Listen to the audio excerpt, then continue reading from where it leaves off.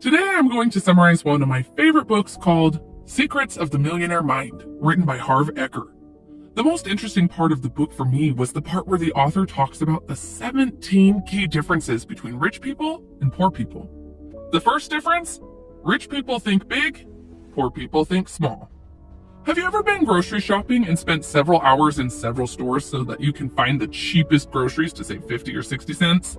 Or have you been waiting in line for an hour so that you can get a free hamburger? If you have done this, then you have a poor person mentality. I'm sorry to say that, but let me explain. Of course, it is not a bad thing to save money while you are shopping, but this changes when it comes to how much you will save compared to the time you will spend for that saving. If you spend 1 hour to find the cheapest oranges so that you can save 60 cents, then the value of your 1 hour is 60 cents. Compared to this, rich people don't care about saving 60 cents. They understand the value of their time and constantly think about new things they can do so that the value of their 1 hour is equal to $6,000. The second difference: rich people choose to get paid based on results. Poor people choose to get paid based on time. Let me be open with you. No one cares how much effort you put into something. What they care about is the result. Your customer does not care that you have put hundreds of hours into developing a product. Do you think they will buy your low-quality product just because you have put a lot of effort into it? Of course not. What they care about is the result. If it is good, they will buy it even if you have spent a few hours on it. For example, you don't care how much effort and time I have put into this video. If the video is good, you'll keep watching. If not, you'll just click on another video. The fact that I have spent over 100 hours on this video is irrelevant. The fact that I made a mistake and because of that had to spend extra time is irrelevant. You really don't care about any of that. You would never say, "Let me watch this low quality video because 100 hours work has gone into making it." It is about the result, not the effort or time spent. The author says if you want to know your true value, then work for the result, not the salary.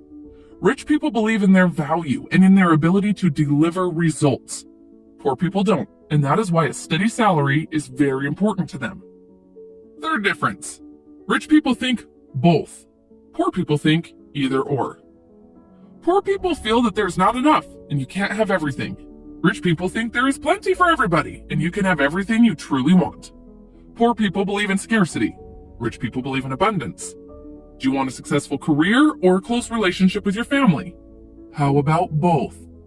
Do you want to focus on business or have fun and play? How about both? Do you want a blonde girlfriend or brunette? How about both? The last was a joke, but you got the point.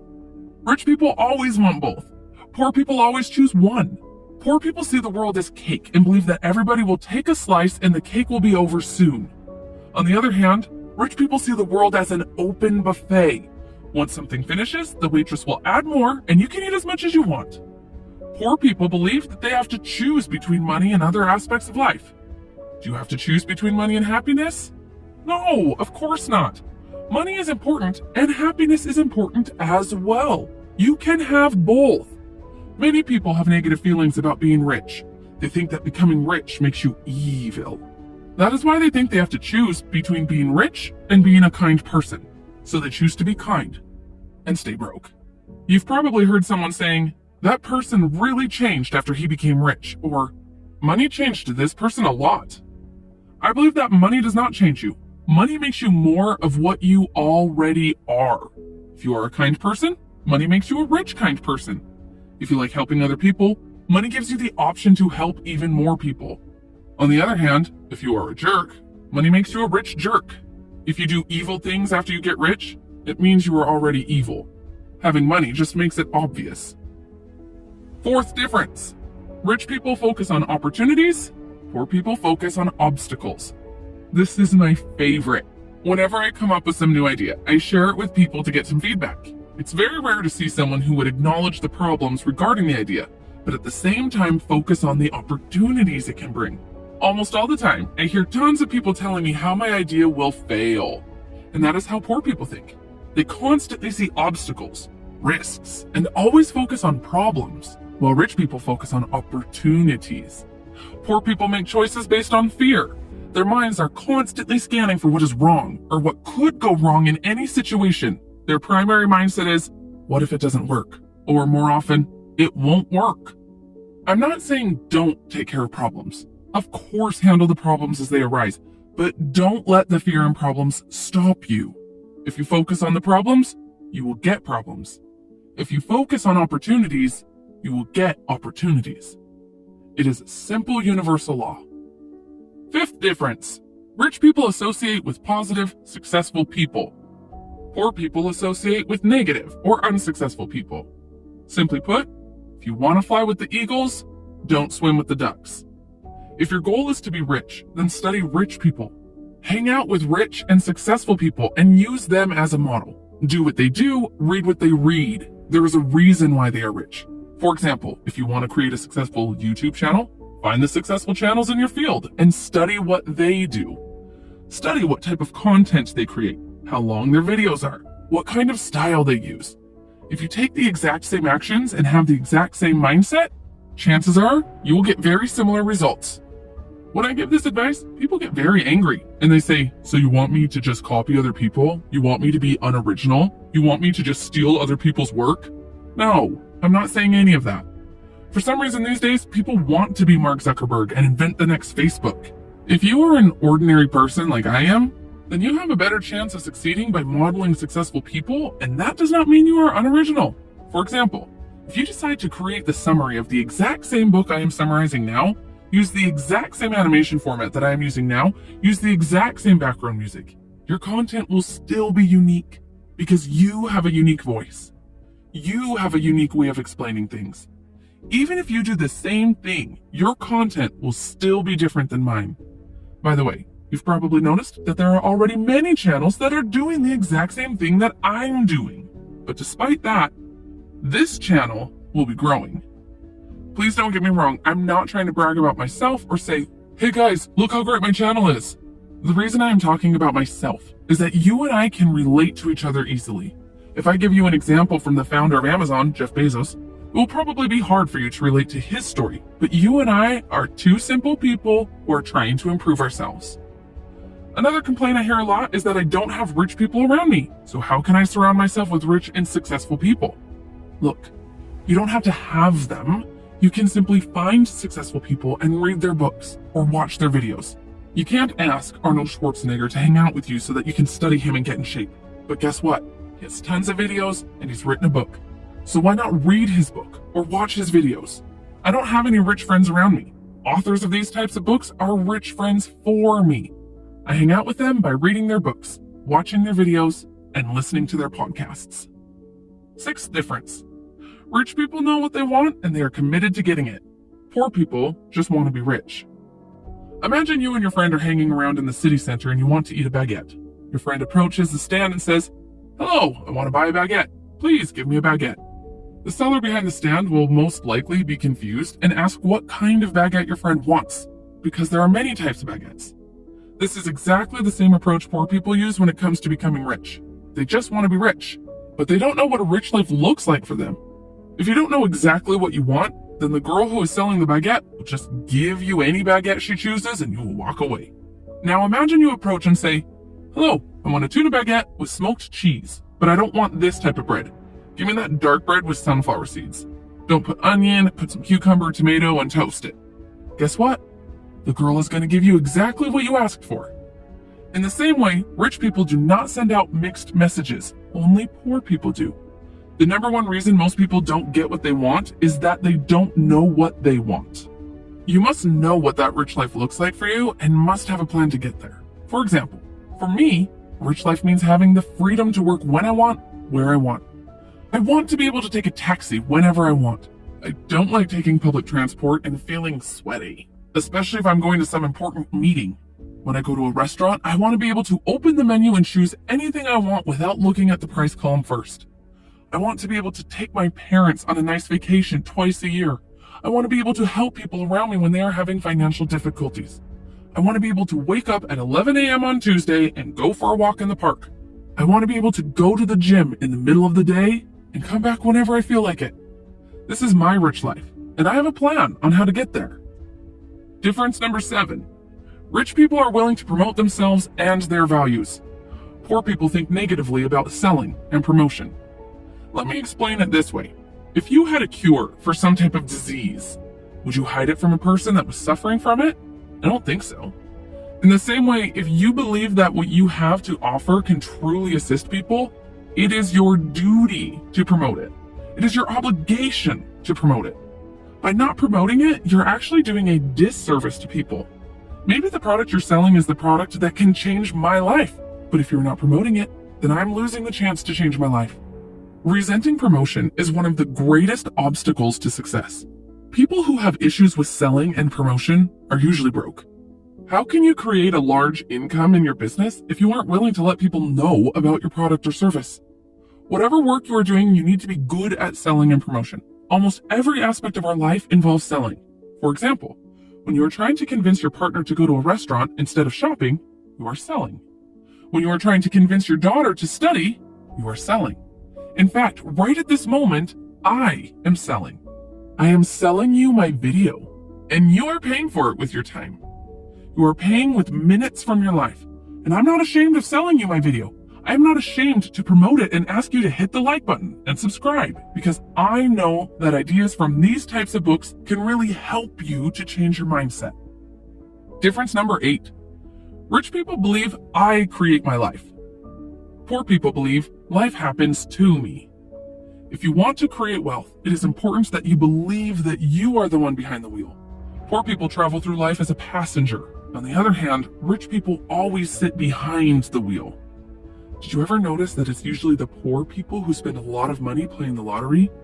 They actually have high hopes that someone will simply try picking their name out of a hat and provide them with money and eventually will cause them to become rich.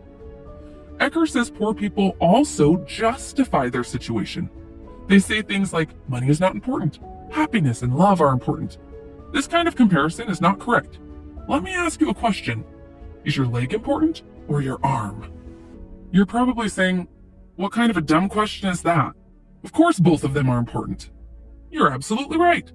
Both of them are important in the same way money and happiness are both important. Money and love are both important. Food and water are both important. Poor people also blame others. It's never their fault. It's always the fault of others. They always act like victims. I have 2 cousins who grew up in the same village, went to the same school, had the same teachers, and both had poor parents. Today, one of them is very successful, and the other one is not. And the most interesting part is that both of them use the same reasons for their current situation. Poor cousin blames the bad education system, poor parents, government, and the system for his failure. On the other hand, rich cousin used the same reasons to become successful. He said, I knew that the school system was bad and my parents were poor, and because of that, I started to educate myself and learn new things. He doesn't blame anyone or anything. Another reason the poor are poor is that they complain. When people complain, they focus on what's wrong with their life. What you focus on expands, so they keep getting more of what's wrong. Difference number 9. Rich people manage their money well, and poor people mismanage their money. Money is just a tool, like your computer or telephone, which requires you to learn how to use it. We spend many hours learning how to use the computer, but when it comes to money, people ignore this simple fact and don't want to pick up a book and learn how money functions and how to manage it. To me, this one is crazy because money is something we sell our life for by working 9 to 5 every week. But when it comes to learning how to manage it, so many people fail. With the amount poor people complain about their financial situations, you would think it would make sense to learn the basics of money. But that is almost never the case. Rich people are not any smarter than poor people. They just have different and more supportive money habits. To master money, you must manage money. Saying, I'll start managing my money as soon as I have money, is like an overweight person saying, I'll start exercising and dieting as soon as I lose 20 pounds. First, you start properly handling the money you have. Then you have more money to handle. If your son can't even handle and maintain his bike, would you buy him a car? Of course not. The same logic applies to the universe and you. The universe says, until you show you can handle what you've got, you won't get any more. The author says even if you borrow money to live, you still need to learn how to manage that money. The more important thing is to exercise the money management muscles so that it becomes a habit. Building the habit first is very important. For example, if your goal is to go to the gym every morning so that you can do squats with 100 kilos, you first need to learn how to lift a 1 kilo blanket before lifting a 100 kilo weight. If you don't have the habit of lifting the blanket and getting out of bed, then there is no way you would reach your goal. To manage your money well, the author recommends creating 5 accounts: an investment account, a play account, an education account, a give account, and an expense account. You have to put 10% of your after-tax income into your investment account. That is the account that is going to create the goose that lays the golden eggs. Ecker recommends also putting an equal amount, 10%, into your play account. Money in the play account must be spent at the end of the month on fun activities. You should spend this money in a way that helps you feel rich and happy. If you always keep saving, eventually the part of you that seeks fun will sabotage your other accounts. Difference number 10. Rich people are bigger than their problems. Poor people are smaller than their problems. The secret to success is not to try to avoid or get rid of your problems. The secret is to grow yourself so that you are bigger than any problem. It doesn't matter if you're rich or poor, you're going to face problems. The size of the problem is never the issue. What matters is the size of you. The bigger the problems you can handle, the bigger the business you can handle. The bigger the responsibility you can handle. The more employees you can handle, the more money you can handle. The things we call problems are actually only situations. We make them a problem. Respectively, some people make it a problem, others don't even get affected. How can it be that the exact same situation is a problem for one, but not for another? It depends on the person. It depends on you. You might get fired and depressed all day and complain, or you can use your free time to create your own business. Difference number 11. Rich people are excellent receivers. Poor people are poor receivers. A poor receiver is a person that cannot receive well. And what do we receive? We receive praise, compliments, money, gifts, and many other things. Many of us have trouble receiving such things. The author says that we are conditioned that way. We grew up and heard things like, "That's wrong. You're not making it right. What did you do?" These sentences all strengthen the feeling of not being good enough, and not feeling good enough is one reason that we are poor receivers. From now on, take everything someone offers you. If someone tells you that you're looking good, then say thank you, instead of, "What? No, I look horrible today." It's as simple as that. Just say thank you and receive your compliment. Ecker says, "It's funny, when I was broke and I saw a penny on the ground, I would never bend so low to pick up a penny. Now that I'm rich, however, I pick up anything that even looks like money. Then I give it a kiss for good luck and declare out loud, I am a money magnet. Thank you, thank you, thank you." Difference number 12. Rich people play the money game to win. Poor people play the money game to not lose. In sports, teams that strictly play defense and have no offense have a hard time winning. Unfortunately, most people play the money game on defense, where their primary concern is survival instead of wealth and abundance. Poor people want to have enough money to pay bills. The intention is a very important thing, and when your intention is to have enough money to only pay the bills, guess what? That's exactly how much you'll get. Nothing more. You have to aim high. You must shoot at the stars so that you can at least hit the moon. The author says if your goal is to be comfortable, chances are you'll never get rich. But if your goal is to be rich, you'll end up very comfortable. Difference number 13. Rich people have their money work hard for them. Poor people work hard for their money. Ecker says, "I agree that you do have to work for your money, but for rich people, this situation is only momentary. For poor people, it's unending. Rich people believe that for your money to work hard and take your place, you have to work hard first. They also know that the more your money works, the less amount of work you will have to do. The first objective should be to become financially free as soon as possible." Ecker defines financial freedom in a simple way. Financial freedom is the ability to live the lifestyle you desire without having to work or rely on anyone else for money. And how is that possible? You need passive income. In short, you become financially free when your passive income exceeds your expenses. Many people can't differentiate between being rich and being financially free. They think that first, you need to be rich to be financially free. But that's not true. Financial freedom comes first because it's easier and faster to do. Let me ask you a question. Is it easier to climb a ladder that has only 10 steps, or a ladder that has 1,000 steps? Of course the 10-step ladder is easier, right? By using this analogy, we can say that becoming financially free is like climbing the 10-step ladder, and becoming rich is like climbing the 1,000-step ladder. First, try the easier goal and be financially free. Once you have the passive income coming and you don't have to work for anyone, then you can use this free time to become rich. Ecker says in his seminar one of the students realized that if she simply rented her flat and moved to a cheaper place, her passive income from the rent would be enough to cover all her expenses. Plus, she could even save some money. That's exactly what she did.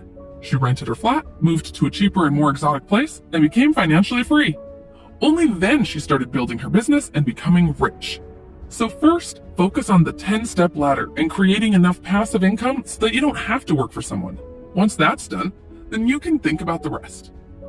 There are two primary sources of passive income. The first is money working for you. This includes investment earnings from financial instruments such as stocks, bonds, or other assets that appreciate in value. The second major source of passive income is business working for you. This entails generating ongoing income from businesses where you do not need to be personally involved for that business to operate and bring you income. The simplest example of this can be real estate. Difference number 14. Rich people focus on their net worth, poor people focus on their working income. When it comes to money, the common question that people ask is, how much do you make? The question, what is your net worth, is rarely heard. A small number of people talk this way. Wealth is measured by net worth and not by working income. It has always been like that and always will be. To find out your net worth, all you have to do is add up the value of everything you own, along with your cash and investments like stocks, bonds, real estate, the present value of your business if you have one, as well as the value of your residence if it is your own, and then subtract everything you owe. Net worth is considered the ultimate measure of wealth because, if required, what you own can be turned into cash. After you calculate your net worth, draw a vertical line on a page. Put 0 to the bottom of the line, and to the top of the line write your desired net worth. Let's say $1 million. Once you have done it, put your current net worth on this line and see how far you are from your desired amount. From time to time, let's say every month or every quarter, check this line and update it accordingly. Even if right now you are at 0 or in the minus, I would still recommend doing this exercise because what gets tracked gets improved. Difference number 15. Rich people act despite fear. Poor people let fear stop them. In the book, Ecker talks about the manifestation formula. According to this formula, thoughts produce feelings, feelings then lead to actions, and actions lead to results. For example, you think about a donut, then it creates a feeling of craving for the donut, and then you stand up and go to the shop to buy a donut. If this process constantly repeats, you gain weight. Thoughts and feelings are part of your inner world. Becoming overweight is part of your outer world. Action is the bridge between the inner world and the outer world. If there is no action, then your thoughts and feelings about being rich are useless. Many people read these types of books to be rich, but most of them don't take action and apply what they learned. It's not about how many books you read. It's about how many books you apply in real life. Reading but not taking action is like watching the picture of the girl you like on Facebook all day instead of going and talking to her face to face. If action is such an essential role in achieving success, then what is keeping us from taking these actions? Fear. Fear, doubt, and worry are the most common barriers, not only to success, but also to happiness. One of the biggest differences between rich and poor people is that the rich are still willing to act even if they feel fear, even if they are uncomfortable. Poor people, on the other hand, allow fear to stop them. They don't want to feel uncomfortable. If you are only willing to do what is comfortable, life will be uncomfortable. But if you are willing to do what's uncomfortable, life will be pretty comfortable. Fear and discomfort should not stop you. Fear is a product of the mind. Your mind is a fear detector, not a success detector. The moment you start doing something uncomfortable, your mind will show you tens of horrible cases to stop you. Our mind is the greatest horror script writer. Training and managing your own mind is the most important skill you could ever own. If you want to learn how to control your mind, I would recommend starting to meditate and reading a book called The Power of Now, which I have also summarized on this channel. There is also a video about managing your fears, which I covered when I was summarizing the book called The Magic of Thinking Big by David Schwartz. I will put links into the description for both videos. Difference number 16. Rich people constantly learn and grow. Poor people think they already know. Ecker says that the three most dangerous words are I know that. The question is, how do you know that you know something? Here's the answer. If you live it, you know it. Otherwise, you heard about it, you read about it, or you talk about it, but you don't know it. Frankly, if you are not rich and happy, there's a good chance that there's still a lot of things you can learn about money, success, and life. Consider this. If you're not as successful as you'd like to be, there's something you don't know. If you are not rich, it means that there are a lot of new things that you need to learn and apply. If you keep doing what you've always done, you'll keep getting what you have always got. Difference number 17. Rich people admire other rich and successful people. Poor people resent rich and successful people. When I was in high school, there was a very rich man, and whenever I saw him passing through our neighborhood with his new Mercedes, I could hear many negative stories about his luxurious life. Whenever I asked around if they knew what he did for a living, no one was able to give me a precise answer. But almost everyone assumed that what he was doing was some criminal work and that he was evil. Several years later, I had a chance to talk to this person when I was doing my internship, and I learned that most of his childhood had passed in poverty, which motivated him to work harder, and eventually he became a CEO. After knowing this person and hearing his life story, I realized that poor people often look at other people's success with resentment, jealousy, and envy. This was the last difference. Please put your favorite idea or lesson from this video into the comment section. If this video helped you even just a little bit, don't forget to hit the like button. It helps the channel a lot and motivates me to summarize more books. Thanks for watching.